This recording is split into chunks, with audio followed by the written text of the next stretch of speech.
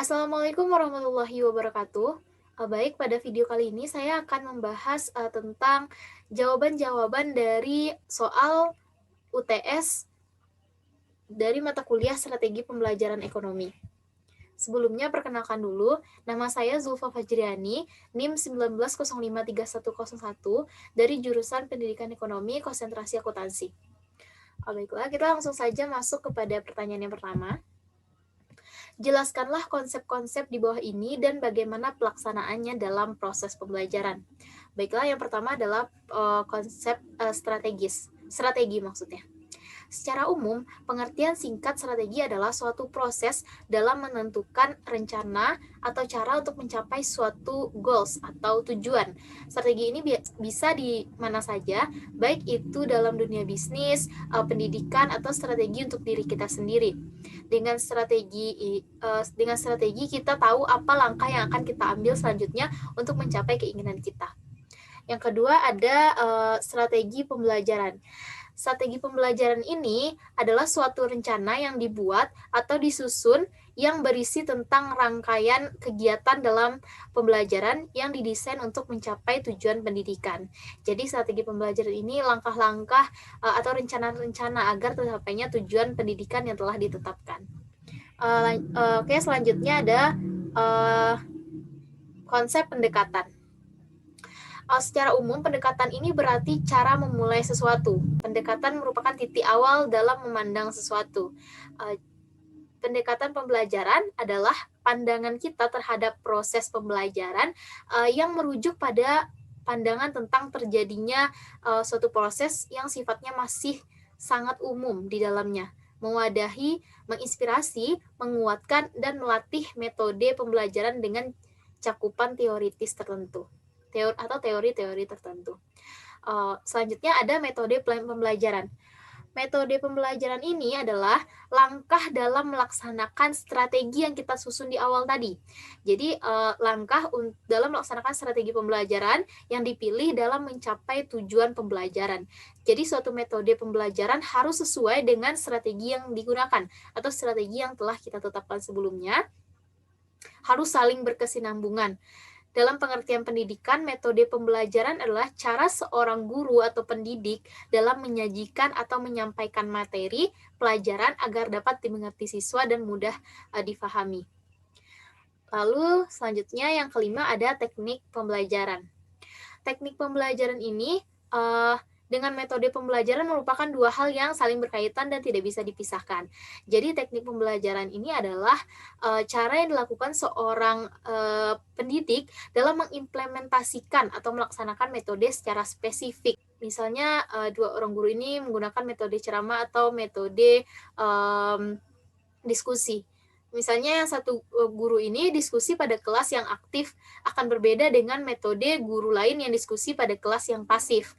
Oleh karena itu, guru diharapkan mampu memahami keadaan siswa dan dapat berganti-ganti teknik meskipun dalam metode yang sama, karena kita tidak bisa menyamaratakan kemampuan siswa dalam memperoleh pelajaran yang diberikan oleh pendidik.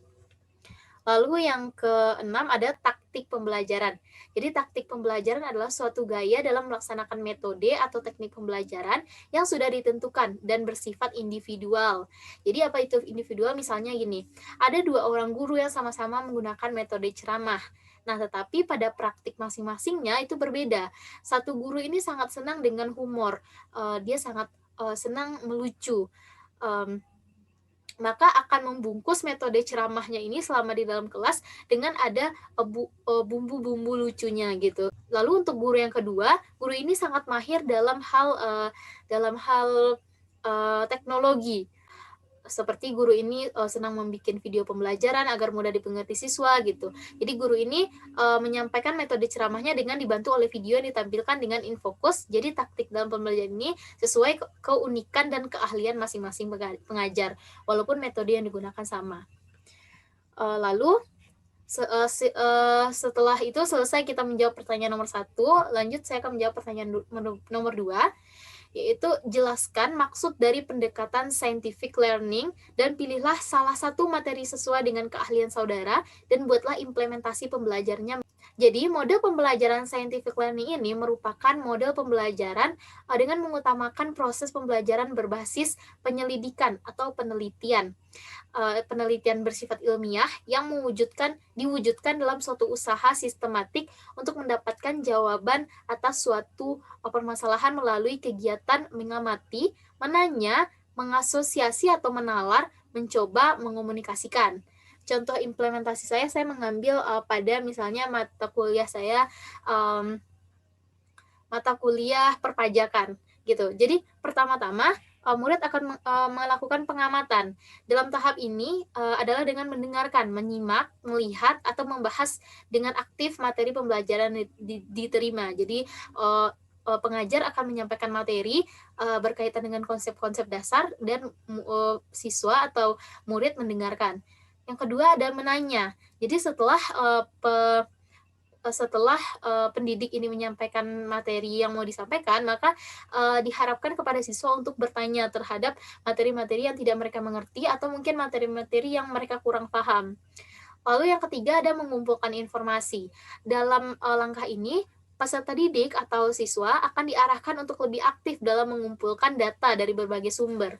Misalnya materi perpajakan kan memiliki banyak rumus dan memiliki berbagai macam cara dan kasus. Jadi tidak mungkin untuk seorang pengajar atau pendidik untuk menyampaikan semuanya. Jadi murid ini diminta dengan aktif untuk mengumpulkan informasinya di berbagai sumber seperti buku, jurnal, blog-blog yang ada di Google dan sebagainya.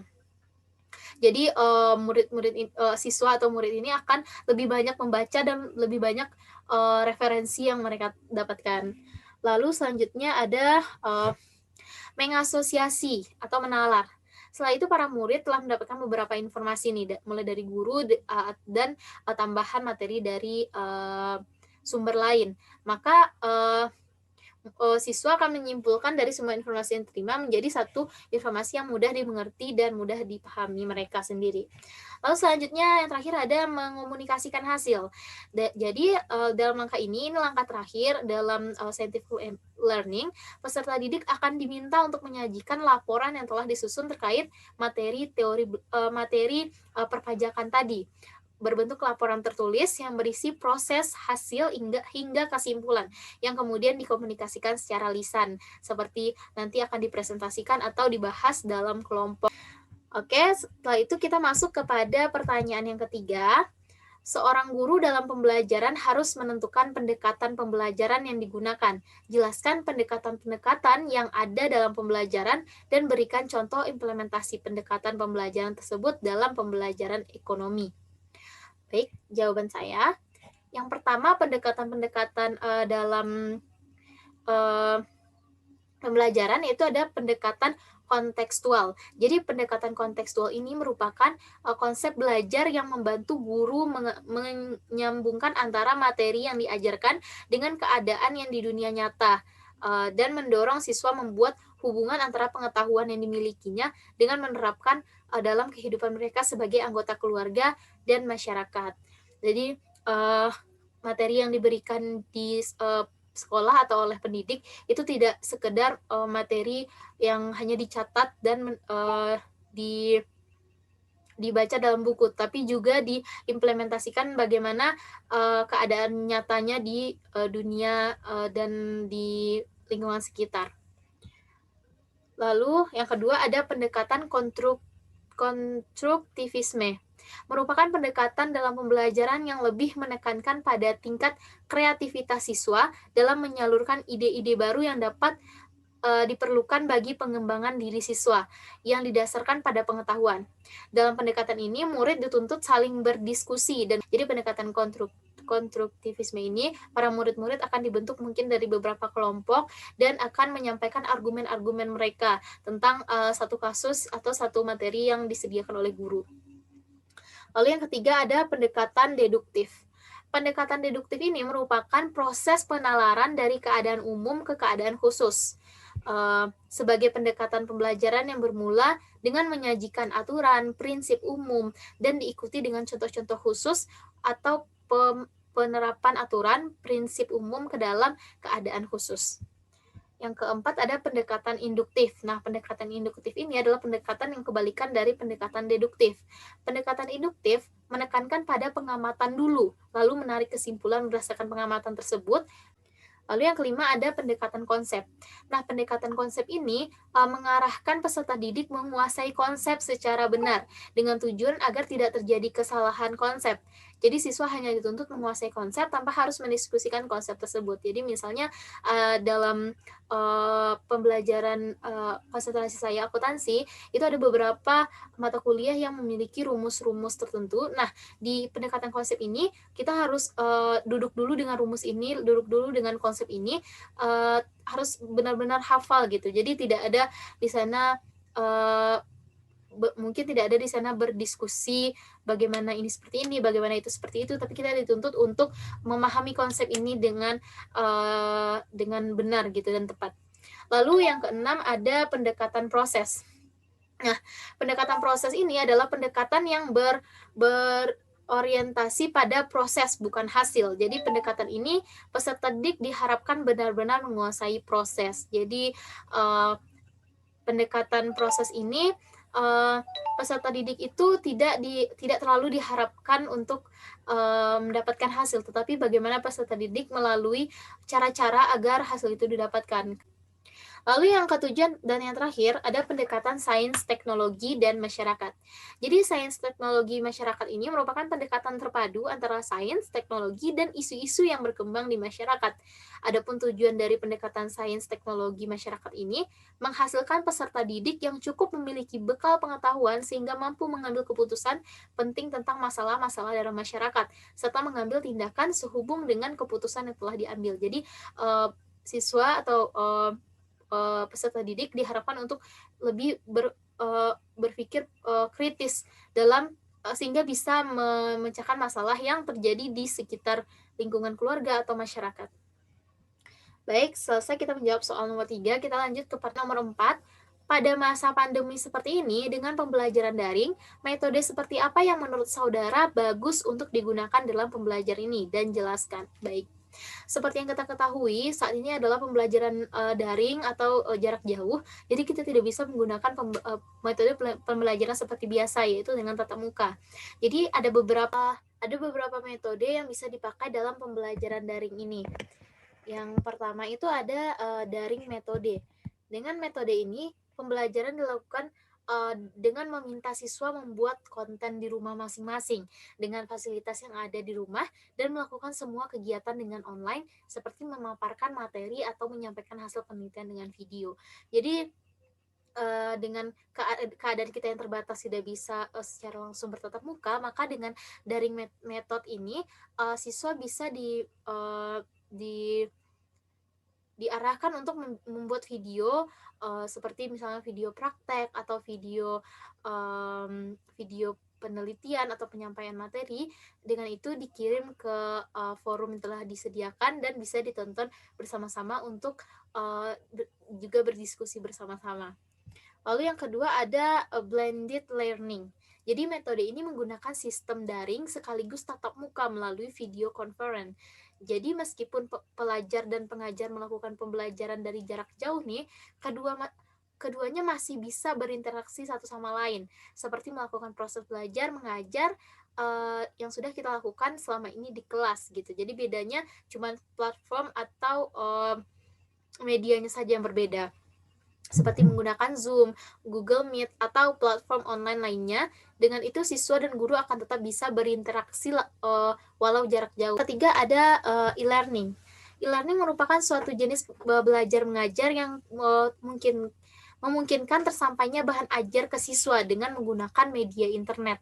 E-learning mempermudah interaksi antara peserta didik dengan bahan atau materi pembelajaran. Jadi seperti yang telah kita gunakan selama ini, khususnya Universitas Negeri Padang menggunakan platform e-learning di mana para dosen akan memberikan seperti silabus, materi-materi setiap minggunya, dan juga forum diskusi di e-learning. Itulah 3 metode yang dapat saya pilih untuk pembelajaran daring saat ini. Soal yang kelima, Jelaskan kelebihan dan kekurangan pembelajaran daring. Jadi seperti yang kita ketahui, pembelajaran daring ini memang sangat dikeluhkan oleh siswa, oleh pendidik maupun oleh orang tua sekalipun. Dan pembelajaran daring ternyata memiliki beberapa kelebihan. Yang pertama, siswa tidak bergantung dari materi guru saja. Siswa dituntut mencari bahan dan sumber lain akan memperkaya pengetahuan siswa, karena belajar daring akan sangat terbatas. Tidak mungkin siswa disuruh Zoom dari jam 7 sampai jam 3 sore, ya yang mana itu akan sangat tidak efektif. Lalu jadi siswa dituntut untuk mencari sumber-sumber lain. Lalu kelebihan yang kedua nih, setiap hari didampingi oleh online, maka siswa akan lebih menguasai teknologi yang ada. Jadi selama ini siswa cuman kebanyakan belajar dari buku atau dari guru. Sekarang sudah mengetahui nih seluk-beluk dari online. Jadi tidak tertinggal dari teknologi yang ada. Lalu yang ketiga, siswa bisa melakukan proses belajar mengajar di rumah atau dan itu akan menghemat waktu, tenaga, dan uang yang biasanya untuk ongkos sekarang tidak perlu lagi. Jadi siswa tidak hanya terbatas belajar di sekolah saja, jadi siswa bisa belajar dimanapun, tempat yang kondusif, dan juga tidak membutuhkan biaya yang besar untuk pergi ke sekolah dan untuk bekal ke sekolah juga. Itulah beberapa manfaat dari belajar daring. Dan selanjutnya adalah kekurangan dari belajar daring ini. Yang pertama, bagi mereka yang tinggal di daerah kurang sinyal akan ketinggalan dalam proses belajar. Jadi ada, khususnya di Indonesia ini merupakan negara yang memiliki kekuatan jaringan yang lumayan lambat gitu. Apalagi daerah-daerah yang memang tempatnya itu sedikit terpencil atau 3T. Dan lalu yang kedua, tidak semua siswa memiliki uang untuk memenuhi fasilitas pembelajaran online seperti HP, laptop, dan paket data. Nah, ini salah satu juga faktor yang sangat-sangat besar yang menghambat proses pembelajaran daring itu, yang mengakibatkan banyaknya keluarga peserta didik tidak mampu membelikan anaknya seperti gadget, laptop, dan paket data. Lalu yang ketiga, karena pembelajaran dilakukan di rumah, maka akan banyak hal yang akan mengganggu mereka. Tidak akan sepenuhnya fokus seperti di sekolah. Nah, kalau misalnya di rumah itu sangat tidak kondusif pembelajaran di rumah, karena bisa saja dia sedang belajar dipanggil, atau mungkin dia sedang belajar dia lapar, dia matikan kameranya, bisa jadi makan, dan itu sangat tidak kondusif. Lalu yang selanjutnya, guru sulit untuk mengawasi dan mengontrol siswa dalam belajar, karena ini pelajarannya jarak jauh dan juga sering terganggu sinyal. Jadi guru tidak sepenuhnya bisa mengawasi apa saja yang dilakukan siswa di rumah itu benar-benar belajar atau tidak. Lalu kekurangan yang selanjutnya, guru tidak bisa menjamin siswa mengerti dalam pembelajaran dan menjawab soal-soal ujian dengan jujur. Karena tidak diawasi guru, kecurangan-kecurangan apapun sangat mungkin terjadi. Jadi kita secara offline atau tatap muka aja itu sangat banyak kecurangan-kecurangan dalam ujian, apalagi secara online maksudnya. Dan yang paling saya rasakan adalah saya tidak bisa belajar tanpa guru, karena saya adalah tipe orang yang tidak bisa belajar otodidak, dan tidak sedikit orang yang seperti saya, dan itu memang sangat harus ekstra untuk menggali informasi dan membaca informasi lebih lanjut. Baik, sekian pemaparan jawaban UTS strategi pembelajaran ekonomi saya pada video kali ini. Terima kasih atas segala perhatian. Mohon maaf jika banyak salah-salah kata. Akhir kata, wassalamualaikum warahmatullahi wabarakatuh.